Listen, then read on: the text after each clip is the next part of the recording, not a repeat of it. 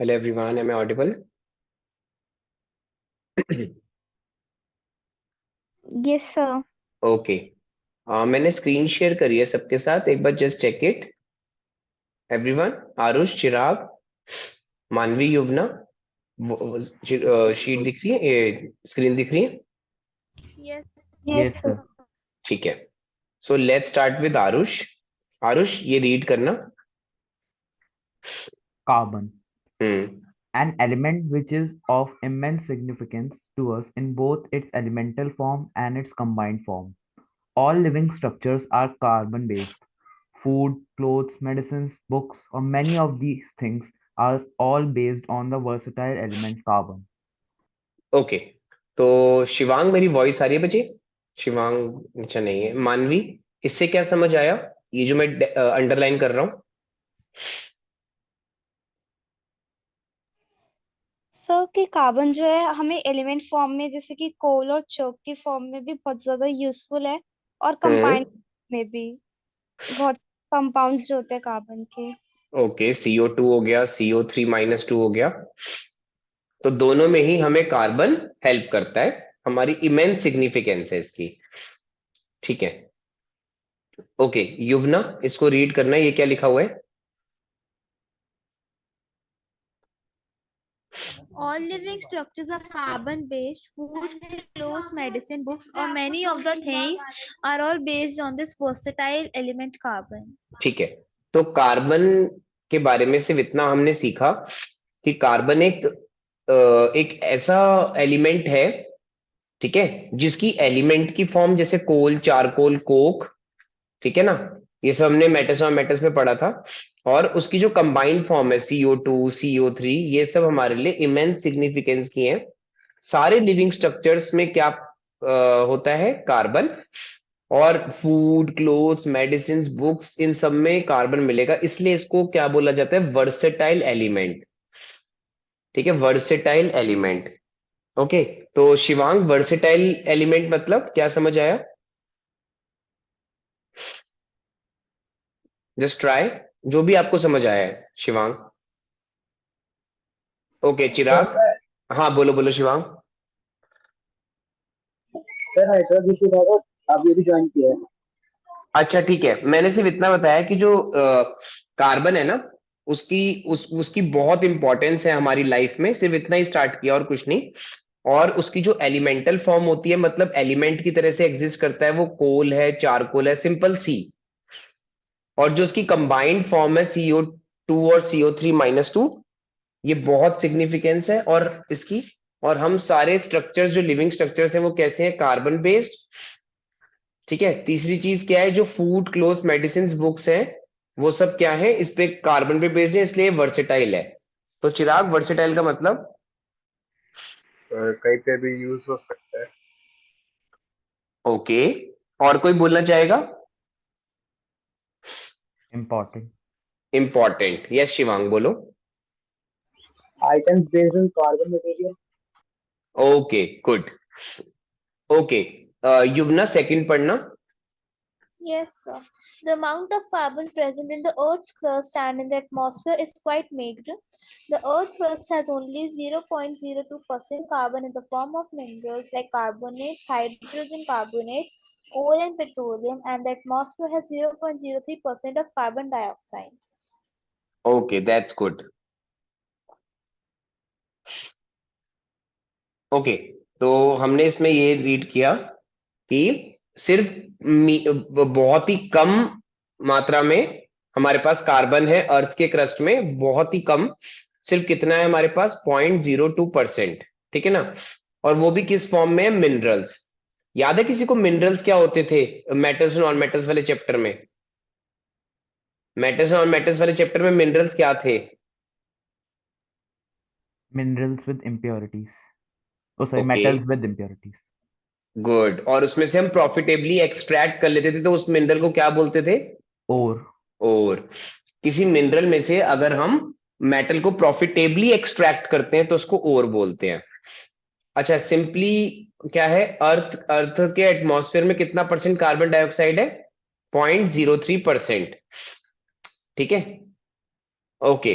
Okay, next turn is मानवी। इसको read करो बच्चे। So, bonding in carbon, the covalent bond, melting points and boiling points of some compound carbon. Hmm. Most carbon compounds are poor conductors of electricity. They have low melting and boiling points. और इसका answer देखते हैं अब क्या है, read करो। This is because the force of attraction between the molecules are not very strong.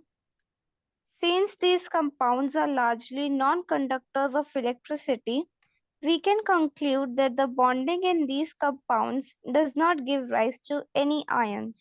ठीक है, अब मुझे याद करो, जो आयनिक कंपाउंड था, क्या वो अपनी मोल्टेन फॉर्म में इलेक्ट्रिसिटी कंडक्ट करता है? Yes. Yes, है ना? कैसे कंडक्ट करता है? उसमें क्या बन जाती हैं? आयंस। लेकिन कार्बन के किसी भी कंपाउंड में, जैसे CO2 है, उसमें क्या नहीं बनी? आयंस। इसमें सिर्फ क्या हुई? Sharing of electrons. इसीलिए ये नॉन कंडक्टर्स ऑफ इलेक्ट्रिसिटी होते हैं। Is that understood to all? Yes, sir. Okay, yes Yuvna, बोलो बच्चे। सर इसमें कोवेलेंट बॉन्ड में हमारी क्लास में टीचर ने इंट्रामॉलिक्यूलर इंटरमॉलिक्यूलर दो कंसेप्ट समझाए थे, समझ नहीं आए थे। अच्छा ठीक है, अभी आगे करते करते आ जाएंगे, डोंट वरी। ओके ओके चिराग, आपकी टर्न है बच्चे, ये रीड करना। yes, sir. A case of carbon. It has 4 electrons in its outermost shell and needs to gain or lose 4 electrons to attain noble gas configuration. If it were to gain or lose 4 electrons, it could gain 4 electrons forming C plus an ion, but it would be difficult for the nucleus with 6 protons to hold on to 10 electrons. But that is our extra. That is 4 extra electrons. It could lose 4 electrons forming C4 plus cation, but it would require a large amount of energy to remove 4 electrons, leaving behind a carbon cation with 6 protons in its nucleus holding onto just 2 electrons. Okay okay, anyone who would like to answer this? जो उसने भी चिराग ने बोला, कोई भी बोल सकता है, रेज योर हैंड्स, नहीं तो फिर मैं समझाऊंगा अगर समझ नहीं आया तो। ओके मानवी, आपसे पूछते हैं, चलो बोलो। सर वो कह रहे हैं कि सर जो कार्बन जो है वो कोवेलेंट इसलिए शो करता है क्योंकि उसके लिए बहुत ज्यादा मुश्किल है आयंस बनाने। उसका एटॉमिक नंबर से तो उसके लास्ट वैलेंस शेल में 4 इलेक्ट्रॉन्स होंगे, या तो उससे गेन 4 इलेक्ट्रॉन्स करने होंगे या लूज। दोनों टास्क बहुत ज्यादा डिफिकल्ट है बिकॉज प्रोटॉन्स जो है वो 6 हो जाएंगे, अगर गेन कर लिया तो 10 उसके ऊपर -4 नेगेटिव चार्ज हो जाएगा, जो कि प्रोटॉन्स के लिए पॉसिबल नहीं रहेगा एटम को स्टेबल बनाना। हम्म। और अगर एटम्स जो उसने इलेक्ट्रॉन्स जो लूज करने तो बहुत ज्यादा ट्रेमेंडस एनर्जी लगेगी, क्योंकि प्रोटॉन्स ने इलेक्ट्रॉन्स के बीच में फोर्स ऑफ अट्रैक्शन है उसको कम वेरी करने। नाइस, बिल्कुल सही। तो बोहर की थ्योरी के अकॉर्डिंग किसी को याद है कि हम एक एलिमेंट कितने इलेक्ट्रॉन मैक्सिमम लूज कर सकता है? 3. हाँ, और गेन 3। 3. तो यहाँ पे क्या है, इसका केस ऑफ कार्बन क्या है, इसके पास 4 है। ठीक है, अगर आप ये मान के चलो, जैसे मैं आरुष को लेता हूं, आरुष सपोज आप ना काइट काइट फ्लाई कर रहे हो, ठीक है, काइट फ्लाइंग कर रहे हो, आपके हाथ में 6 स्ट्रिंग्स हैं, ठीक है, उन 6 की 6 स्ट्रिंग से काइट उड़ रही है, ठीक है, फ्लाई कर रही है, ठीक है, समझ आ रही है मेरी बात? Yes, sir. आपने एक ही हाथ से 6 स्ट्रिंग काइट की मतलब आपने 6 काइट्स को संभाल रखा है। अब मान लो मैं 4 काइट आपको और दे दूं, आपको मैं 4 काइट्स और दे दूं, तो क्या होगा? फ्लाई करने के लिए कितनी होगी आपके पास टोटल? Sir, 10. 10। क्या न्यूक्लियस के लिए वही 10 इलेक्ट्रॉन्स को भी होल्ड करना मुश्किल होगा? Yes, sir. युवना, आपको समझ में आया जो मैंने एग्जाम्पल लिया है? Yes, sir. शिवांग, Yes, चिराग, समझ आया है मैं क्या बोलना चाह रहा हूँ? 10 काइट्स या 10 इलेक्ट्रॉन्स की तरह से। यहाँ पे देखो जो ये लिखा हुआ है। चिराग, मेरी वॉइस आ रही है? समझ आ गया। आ गया। अच्छा, मान लो कि अगर मैं 6 काइट की जगह सिर्फ और सिर्फ 2 काइट्स ही फ्लाई करता हूं, बहुत बहुत इजी हो जाएगा। बहुत इजी हो जाएगा ना अब तो। लेकिन डिफिकल्ट क्या हो जाएगा? वो 4 काइट्स जो होंगी, जो वो 4 काइट्स बची होंगी, उनको रिमूव करने में जो एनर्जी लग रही है किसी और के लिए, ठीक है, क्योंकि आपने स्ट्रिंग से उसको होल्ड कर रखा है, तो आप उसको रिमूव कैसे कर लोगे? होल्ड रखा है वो। तो इसका मतलब ये है कि जो 6 प्रोटॉन्स हैं वो न्यूक्लियस को 2 इलेक्ट्रॉन्स के साथ होल्ड जो होंगे वो नहीं कर पाएंगे, ठीक है। नाउ इस प्रॉब्लम को ओवरकम कैसे करें? ये रीड करना Aarush. Carbon overcomes this problem by sharing its valence electrons with other atoms of carbon or with atoms of other elements. Not just carbon, but many other elements form molecules by sharing electrons in this manner. The shared electrons belong to the outermost shell of both the atoms and lead to both atoms attaining the noble gas configuration. ठीक है, तो हमने ये सीखा कि या तो 4 electron, मतलब 3 इलेक्ट्रॉन गेन हो सकते हैं या फिर 3 इलेक्ट्रॉन लूज हो सकते हैं। बट केस ऑफ कार्बन क्या है कि उसके पास 4 है लास्ट में। तो 4 लूज करने पर भी प्रॉब्लम है और 4 गेन करने पर भी। तो इस प्रॉब्लम को वो ओवरकम कैसे करता है? शेयरिंग से, ठीक है। तो मान लो मुझे कार्बन और हाइड्रोजन के बीच में शेयरिंग करनी है, तो कार्बन के आखिरी शेल में कितने हैं? आखिरी शेल को क्या बोला जाता है? वैलेंस शेल या वैलेंस इलेक्ट्रॉन्स। तो कार्बन के आखिरी शेल में है 4 इलेक्ट्रॉन्स। हाइड्रोजन के आखिरी शेल में कितने होंगे? 1. एक। तो कार्बन ने हाइड्रोजन की तो डुप्लेट पूरी करवा दी, और उसने खुद क्या कर लिया? अपनी ऑक्टेट पूरी कर ली। Is that clear to everyone? Yes, sir. Okay, चलो। उसके बाद शिवांगी रीड करना 5th पॉइंट।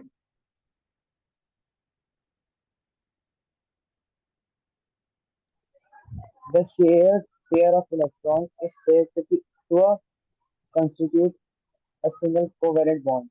ठीक है, तो जो मैंने यहाँ पे ये बनाया था, ठीक है ना, इसमें हमें क्या दिख रहा है कि एक डॉट और एक क्रॉस को, या 2 डॉट्स को या 2 क्रॉस को हम आज से क्या बोलेंगे? सिंगल बॉन्ड, ठीक है। और वो सिंगल बॉन्ड कैसे शो होता है? लाइक दिस, ठीक है। तो मानवी ये रीड करना है, यहाँ पे क्या लिखा हुआ है? 6th point.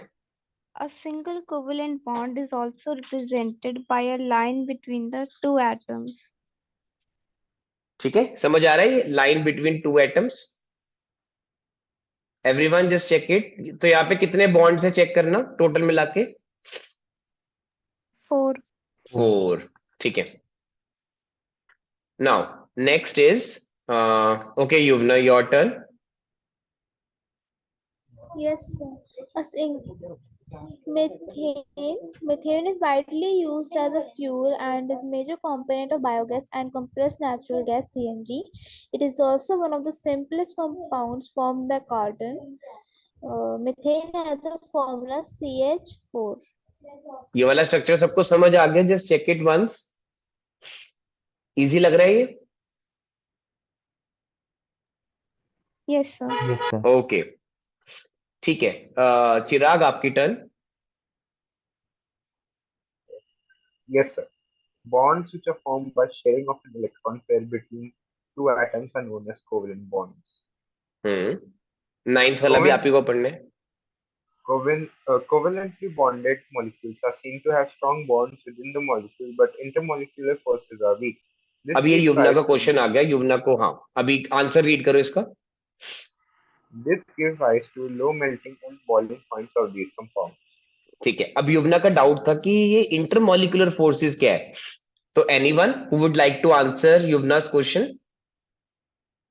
Covalently bonded molecules are seen to have strong bonds within the molecule. Within the molecule. Anyone? इंटरमॉलिक्यूल या इन दो मॉलिक्यूल्स के बीच में। हाँ हाँ हाँ, बिल्कुल सही सोच रहे हो आप। बोलो इंटरमॉलिक्यूलर फोर्सेस, मतलब इस लाइन को समझाना है, ये जो मैं बॉक्स बना रहा हूं इसको समझाना है। तो जो मॉलिक्यूल के अंदर जो होता है, जो एक मॉलिक्यूल के अंदर होता है वो स्ट्रांग होती है, लेकिन जो दो मॉलिक्यूल के बीच में बॉन्ड होती है वो वीक होती है। ओके ओके ओके, युवना ये देखो, ये समझ आ रहा है? सी और H4 के बीच में बॉन्ड क्या है? So strong. ठीक है, लेकिन जो CH4 का अगला मॉलिक्यूल CH4 है, इनके बीच में बॉन्डिंग कैसी है? Weak. या दोबारा समझाऊं, आ गया? आगे सर। ओके ओके, चिराग ये भी खत्म कर दो, लास्ट है, फिर किसी और से बोलूंगा मैं। Okay, sir. Since the electrons are shared between atoms and no charged particles are formed, covalent bonds are generally poor conductors of electricity. ठीक है, अब इसी का पीछे क्या लिखा हुआ था? Does not give rise to ions, याद आ रहा है? अभी पीछे पढ़ा था, पुअर कंडक्टर ऑफ इलेक्ट्रिसिटी। तो does not give rise to ions का दूसरा मतलब क्या हो गया Aarush? The does, cations or anions produce no. हाँ गुड, अगर कैटायंस और एनायंस ही नहीं है तो क्या होगा? चार्ज पार्टिकल्स होंगे ही नहीं, चार्ज पार्टिकल्स नहीं होंगे तो इलेक्ट्रिसिटी कंडक्ट नहीं होगी। ठीक है, अब ये मैं रीड करता हूं। वर्सेटाइल नेचर ऑफ कार्बन, मतलब कार्बन एक तरह से इतना वर्सेटाइल है, इतनी इतने तरीके से अपने आप को ये शो करता है कि इसको मतलब बॉन्ड भी बना लेता है, ठीक है, किसी और हाइड्रोजन को भी सेटिस्फाई कर देता है, उसकी भी शेयरिंग करवा देता है, खुद से भी शेयर कर लेता है। ठीक है, let's see how. We our cells are made up of carbon compounds, ठीक है, the numbers of carbon compounds whose formulae are known to chemist was recently estimated to be in millions. See, these outnumbers by a large margin the compounds is formed by all the elements put together. The nature of the covalent bond enables carbon to form a large number of compounds. Two factors noticed in the case of carbon are: first one, carbon has a unique ability to form with other atoms of carbon, ठीक है, giving rise to large molecules. ये जो first line लिखी हुई है इसको यहां पे देखना, जो मैं ब्लैक से बना रहा हूं। कार्बन क्या कर रहा है? कार्बन के लास्ट शेल में कितने इलेक्ट्रॉन्स हैं? 4। तो वो 4 तरीके से अपने बॉन्ड बना सकता है। देखो ध्यान से, मैं यहाँ पे बना के दिखा रहा हूं, तो 4 4 वो बना सकता है, और वो कार्बन आपस में लिंक करवा सकता है। तो जब कार्बन कार्बन के बीच में बॉन्डिंग होती है तो हम उसको आज से क्या बोलेंगे? शिवांग क्या लिखा हुआ है, पढ़ना। कैटिनेशन, क्या बोलोगे? कैटी अगर कार्बन और कार्बन के बीच में बॉन्डिंग हो रही है, कार्बन और हाइड्रोजन के बीच में बॉन्डिंग हो रही है, तो उसको सिर्फ बॉन्ड बोलेंगे, सिंगल बॉन्ड, डबल बॉन्ड, जो भी बनेगा। लेकिन कार्बन कार्बन के बीच में बॉन्डिंग हो रही है तो उसको हम बोलेंगे catenation. Now these compounds may have long chains of carbon, see, long chains, carbon carbon जुड़ता जा रहा है चेन की तरह से, लेकिन कभी कभी ब्रांच भी हो जाता है, मतलब लाइक दिस, ठीक है, या फिर कभी कभी रिंग्स की फॉर्म में भी आ जाता है लाइक दिस। लेकिन वो कार्बन एटम्स में रिंग्स बनेंगी तो यहाँ पे क्या ध्यान रखना है? वर्ड यहाँ पे क्या लिखा हुआ है? एनीवन इसको रीड कर सकता है कोई? मैं इसको हाईलाइट भी कर रहा हूं। E1, even number of carbon atoms होने चाहिए, ठीक है, रिंग्स को अरेंज करने के लिए। इन एडिशन कार्बन एटम्स में be linked by a single, double or triple bond, यानी इसका मतलब कार्बन के बीच में सिंगल बॉन्ड भी बन सकता है, डबल बॉन्ड भी बन सकता है, और ट्रिपल बॉन्ड भी बन सकता है, ठीक है। So compounds of carbon which are linked by only single bonds between the carbon atoms are known as saturated compounds. मतलब इस मानवी इसको क्या बोलेंगे जो मैं बॉक्स बना रहा हूं, अगर सिंगल बॉन्ड है तो सैचुरेटेड कंपाउंड। सैचुरेटेड। ऑब्वियसली दूसरे वाले को क्या बोलेंगे, दोनों को अनसैचुरेटेड। अनसैचुरेटेड। अब अनसैचुरेटेड और सैचुरेटेड को अभी समझते हैं आगे, ठीक है। सर हाँ बच्चे। सर जैसे कि जो रिंग्स की बात हो रही है वहां पर सर उसके स्ट्रक्चर्स की बात हो रही है कि कार्बन बॉन्ड मतलब वन सिंगल बॉन्ड ही बनाएगा, बट वो किस स्ट्रक्चर में अरेंज हो रहा है? हाँ, वेरी नाइस क्वेश्चन। देखो मैं आपको कुछ दिखा रहा हूँ, एक बार देखना सबको इंटरनेट मतलब गूगल दिख रहा है? Yes sir. Yes. ओके। एक बार ये पढ़ना आरुष, मैं यहाँ पे क्या टाइप कर रहा हूँ। X-ray of benzene. क्या टाइप करा है मैंने, एक्सरे ऑफ बेंजीन, ठीक है। तो यहाँ पे जो ये इमेज दिख रही है, सबको दिख रही है जो मैं दिखा रहा हूँ आपको, ये बिल्कुल राइट में। Yes, sir. व्हाइट और ब्लैक कलर की दिख रही है ना, ध्यान से देखना मैं क्या बताने की कोशिश कर रहा हूँ। जो बेंजीन है ना, बेंजीन वो एक ना कार्बन की वो है कंपाउंड, उसका फॉर्मूला होता है C6H6। तो ना यहाँ पे कितने कार्बन है, इवन है ऑड है? Even. इवन। यानी ये रिंग बना सकता है। Yes, sir. ओके, तो मैंने ना यहाँ पे इसकी रिंग बनाई। रिंग का मतलब होता है कि पहला कार्बन लास्ट कार्बन भी है। शिवांग समझ आया मैंने क्या बोला? पहला कार्बन ही लास्ट कार्बन है, या कुछ नहीं समझ में आ रहा? रिंग आ गया या नहीं? आ गया ना, ठीक है। तो इन्होंने एक्सरे से ये देख लिया कि जो ये कार्बन के 6 एटम्स हैं ये आपस में किस तरह से बॉन्डेड है। सी, कैसे बॉन्डेड है, रिंग की फॉर्म में। समझ आया बच्चे, मानवी? Yes sir. सर तो एक्स, मतलब सिंगल भी हो सकता है, डबल भी? हाँ गुड, अभी यही पढ़ते हैं अब, ठीक है। अब मानवी आप ये नोट पढ़ो,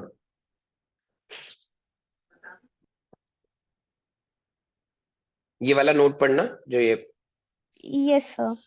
No other element exhibits the property of catenation to the extent seen in carbon compounds. Silicon forms compounds with hydrogen, which have chains up to 7 or 8 atoms, but these compounds are very reactive. The carbon-carbon bond is very strong and hence stable.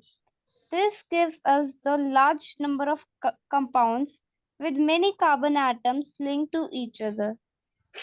अब इस बात को बहुत अच्छे से समझना, ठीक है। तो मुझे ना एक बार सिलिकॉन का वो बताओ, एटॉमिक नंबर, एवरीवन। 14. 14. 14। इसका इलेक्ट्रॉनिक कॉन्फ़िगरेशन 284. 284। तो क्या मैं ठीक कह रहा हूं कि जो ये लास्ट शेल है, ये इसके जो 4 इलेक्ट्रॉन्स हैं वो न्यूक्लियस से काफी दूर है Yes, sir. है ना? तो सिलिकॉन ना कहां तक चेन बना पाता है, बस 7 10. या 8 की, मतलब ऐसे मैक्स टू मैक्स ऐसे बना सकता है वो,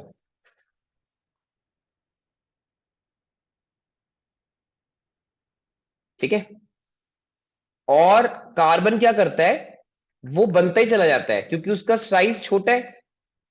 अब साइज छोटा है तो न्यूक्लियस के पास होल्डिंग कैपेसिटी भी है, ठीक है। तो होल्डिंग कैपेसिटी हो गई तो इसका मतलब कार्बन के इलेक्ट्रॉन्स होल्ड पे भी रहेंगे और आपस में न्यूक्लियस न्यूक्लियस की जो फोर्स है उससे चिपके भी रहेंगे। ओके, नेक्स्ट आरुष आपकी turn.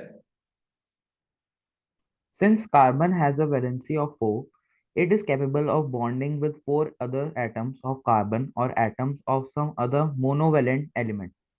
Compounds of carbon are formed with oxygen, hydrogen, nitrogen, sulfur, chlorine, and many other elements, giving rise to compounds with specific properties which depend on the elements other than compound carbon present in the molecule.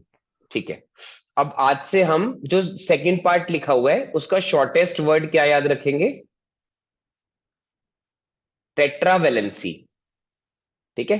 बोल के देख लो एक बार, क्या बोले मैंने, tetravalency, ठीक है।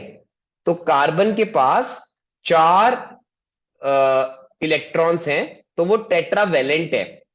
अब वो हाइड्रोजन को भी पूरा कर सकता है, ठीक है ना। और अगर मैं ये वाला बॉन्ड जो मैं एनसर्कल कर रहा हूं उसको ऊपर लगा दूं नीचे की जगह, तो मैं यहां क्या लिख सकता हूं? एनीवन?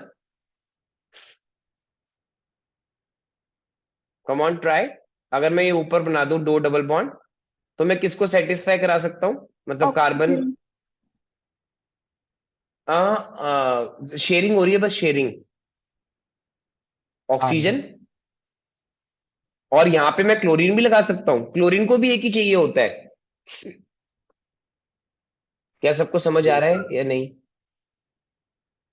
मतलब एक कार्बन कितने सारे देखो एलिमेंट्स को सेटिस्फाई करा सकता है? यस चिराग। सर मोनोवैलेंट का क्या मतलब होता है? मोनोवेलेंट मतलब जिनके पास सिर्फ एक ही इलेक्ट्रॉन है लास्ट शेल में, या फिर एक इलेक्ट्रॉन चाहिए बस। ओके. एक इलेक्ट्रॉन चाहिए अपनी ऑक्टेट पूरी करने के लिए। बोलो। सर यस बच्चे बोलो। सर कार्बन फिर मतलब फोर्थ बॉन्ड क्यों नहीं बना सकता दूसरे कार्बन हाँ से? बिल्कुल सही, वेरी नाइस क्वेश्चन। तो ध्यान से देखना, 4 बॉन्ड इसने बनाए, तो क्या ये C2 बन जाएगा? Yes sir. और अगर ये डायटोमिक हो गया, तो C2 को क्या होना चाहिए? गैस, जैसे O2, F2, Cl2, है यस ना। सर। तो पर हमें पता है कि कार्बन एलिमेंटल और कंबाइंड फॉर्म में C2 नहीं है, मतलब गैस नहीं है carbon. It is a solid non metal. याद रखोगे, सॉलिड नॉन मेटल। कोक हो गया, चारकोल हो गया, मतलब हमारे क्लोथ्स में है, तो हम उसको गैस नहीं बोल सकते। आया समझ? Yes sir. ठीक है। ओके। तो युवना, नोट रीड करना, बहुत इंपॉर्टेंट है ये वाला note. Yes, sir. Again, the bonds that carbon forms with other elements are very strong. These compounds exceptionally stable. One reason for the formation of strong bonds by carbon is its small size. This enables the nucleus to hold on to the sphere strongly. The bonds formed by elements having bigger atoms are much weaker. Okay. तो हमने इसमें note किया, again the bonds that carbon forms with other elements are very strong, making these compounds exceptionally stable. ठीक है। Obviously सबके electrons अगर पूरे हो जाएंगे तो वो स्टेबल हो जाएगा, सबको एक एक ही तो चाहिए। ठीक है। One reason for the formation of strong bonds by carbon is its small size. ठीक है, जो अभी हम बात कर रहे थे ऊपर इसकी, है ना। अगर साइज छोटा होगा तो इलेक्ट्रॉन को होल्ड करना आसान हो जाएगा।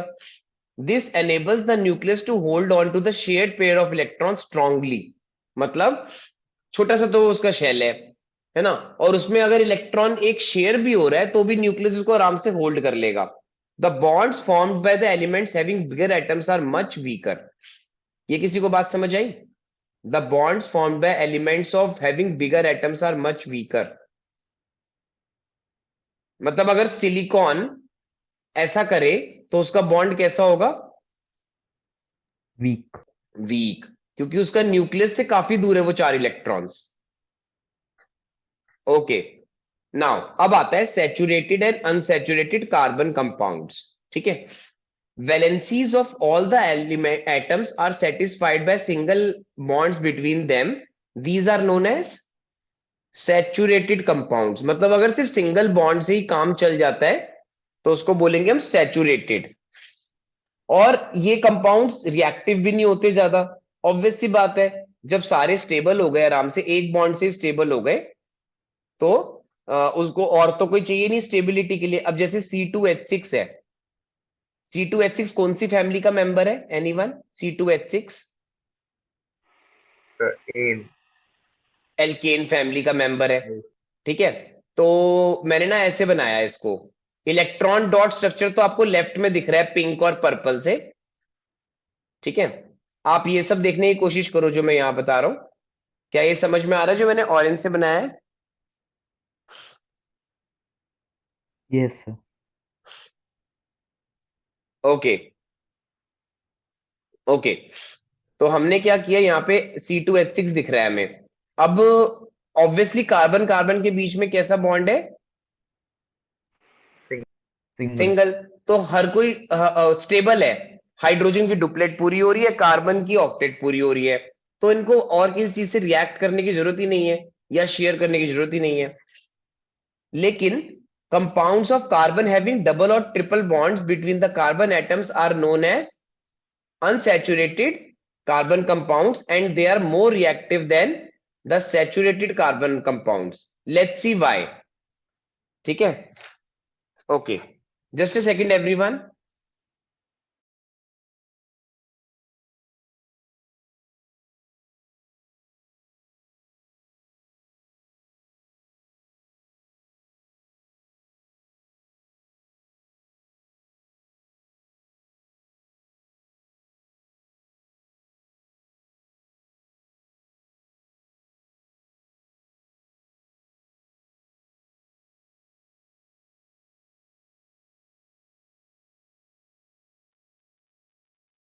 ओके, तो अब ये C2H4 कौन सी फैमिली का मेंबर है? Anyone? C2H4 sir alkene. Alkene. Alkene family का मेंबर है। तो जो कार्बन है ना, उसके उसके बीच में आप याद रखोगे, जब भी लास्ट में ईन होगा तो कार्बन कार्बन के बीच में डबल बॉन्ड होगा। तो कार्बन के पास कितने बच गए? पहले वाले कार्बन के पास 2 वैलेंस इलेक्ट्रॉन्स। ओके, वो एक एक किसने पूरा कर लिया? हाइड्रोजन ने, और दूसरे वाले कार्बन का भी हाइड्रोजन ने। अब मान लो मैं यहां पे क्लोरीन गैस ले आऊं साथ में इसके, मतलब C2H4 के साथ में chlorine gas, what do you think will happen? Chlorine gas के साथ इसका रिएक्शन करवा दिया तो क्या होगा? सब बॉन्ड बनेगा ही नहीं क्योंकि उसकी ऑक्टेट पूरी है। और यहाँ पे आरुष, यहाँ पे पढ़ो क्या लिखा हुआ है। सर वो हाइड्रोजन और को रिएक्शन। रिप्लेस। हाँ, अब ना अनसैचुरेटेड को सैचुरेटेड करने की कोशिश करो। अनसैचुरेटेड को सैचुरेटेड करने की मतलब कार्बन कार्बन के बीच में सिंगल बॉन्ड लाने की कोशिश करो। एनीवन? कोई बोल रहा था कुछ पीछे? तो C2Cl प्लस HCl। नहीं, अभी ये बताओ कि मैं यहाँ पे जो मैं सर डार्क, ठीक हाँ है बोलो। आज हाँ, कार्बन। यहाँ पे एक क्लोरीन और यहाँ पे एक क्लोरीन, और ये हट जाएगा। रेज योर हैंड जिसको समझ नहीं आया। मैं दोबारा समझाता हूँ, अगर समझ नहीं आया तो रेज करो हैंड। आ गया? इजी था या नहीं? यस आरुष बोलो। सर ये नहीं समझ आया कि गैस कैसे रिएक्ट कर गई से उसके साथ अच्छा अच्छा अच्छा, कंपाउंड। एक मिनट रुको रुको, ये शेयरिंग हो रही है ना। सर बट Cl की पहले से ऑक्टेट पूरी है तो उसे क्या फिर जरूरत। बिल्कुल सही। क्या ये भी वीक बॉन्ड है? Yes sir. और वैसे तो स्ट्रांग है, ठीक है, लेकिन अगर बस मैं ये कह रहा हूं कि अनसैचुरेटेड जो है वो सैचुरेटेड कैसे बन सकता है? एक और Cl ऐड करवा के। अच्छा चलो ठीक है, अगर आरुष इससे नहीं समझ में आ रहा तो ये देखो ध्यान से, हाइड्रोजन हाइड्रोजन, वो यहां पे आके क्या कर लेंगे, ज्यादा स्टेबिलिटी अटेन हो जाएगी अगर कार्बन जो है वो क्या करता है, वो दूसरे एलिमेंट्स को सेटिस्फाई कर सकता है क्योंकि उसका शेल छोटा है। Yes sir. हाँ, और क्लोरीन का कैसा था? क्लोरीन के पास 17 था ना, तो इसका यस। बॉन्ड वीक है। Yes sir. आगे आप समझ में या नहीं? Yes sir. ओके, नाउ अब आता है क्या, chain, branches and rings. If we make the carbon skeleton, मतलब कार्बन का ढांचा बनाया जाए 4 कार्बन एटम से, तो हमें दो तरीके के क्या मिल जाते हैं? दो तरीके के क्या मिल जाते हैं? कार्बन के ढांचे, मतलब स्केलेटन। पहला जो है उसका नाम है CCC, मतलब सबके बीच में एक स्ट्रेट लाइन है, मतलब एक स्ट्रेट लाइन की तरह से अरेंज्ड है। और यहां पे कैसे अरेंज्ड है? ब्रांच की तरह से, ब्रांच की तरह से, मतलब कार्बन की दो ब्रांच निकल रही हो जैसे। ठीक है, नाउ अब इसकी filling the remaining valencies with hydrogen gives us this. तो जिसको भी 15 14 और 15 पॉइंट समझ नहीं आया वो हैंड रेस करो जल्दी से।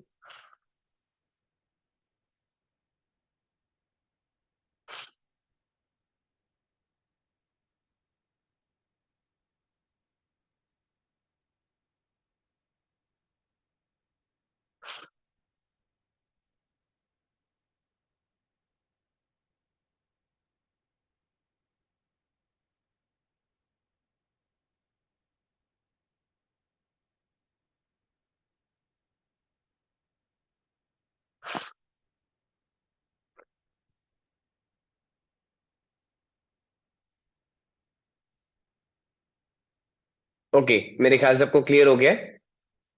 ओके, मानवी ये रीड कर दो last.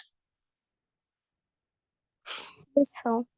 Compounds with identical molecular formula but different structures, structural isomers. Good. Compounds with identical molecular formula but different structures. तो मानवी इसके कार्बन एटम्स काउंट करना जो एनसर्कल कर रहा हूं मैं, So 4, और हाइड्रोजन के, 10. हाइड्रोजन काउंट करो 10। अच्छा, अब ब्रांच वाले में करो। पहले मैंने स्ट्रेट वाले में करे ना, अब ब्रांच वाले में करो। So C4 है। हाँ, और एच जो काउंट कर। एच भी 10 है। Yes, sir. तो देखने में स्ट्रक्चर डिफरेंट लग रहे हैं देखने में, Yes, sir. बट दोनों की क्या सेम है? Compounds. एक बार और, दोनों की क्या सेम है? Molecular formula. तो आज से इनको क्या बोलेंगे हम? Structural isomers. तो आइसोटोप्स क्या होते थे, किसी को याद है? Isotopes Same atomic number but but different different atomic masses. Good. और आइसोबार्स में क्या होता था? Same same atomic atomic mass. mass but Mass. different atomic number. वैसे ही इसमें क्या है? Same identical formula, same molecular formula but different structures. Clear? Everyone समझ आया? Yes, sir. ओके, तो रिजॉइन कर लो, सब रिजॉइन कर लो।